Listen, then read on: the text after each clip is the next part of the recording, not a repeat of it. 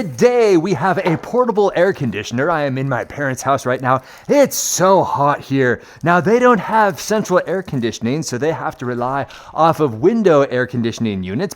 It's about the size of a small R2-D2 unit. It's fairly easy to put together, surprisingly lightweight. So don't think that this is gonna be as heavy as one of those in-window units that you have to try to break your back lugging around. I mean, look at how lightweight this thing is.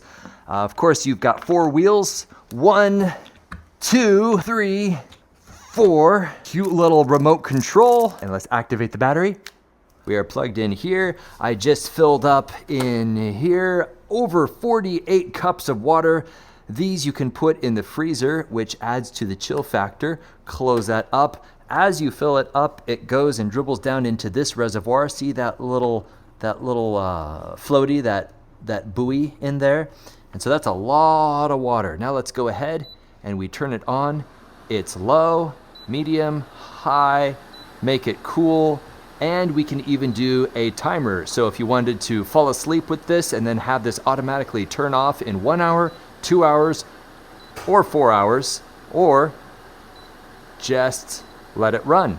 Lastly, there's the swing option, and which just basically means that these little oscillating fenders in there go back and forth to cool the entire room. But right now, yeah, that is definitely cool. That is very, very, very chilly. You can hear a little bit of burbling going on there, but boy, that is effective. Yeah, put your hand in front of that. It actually works. It works. Right?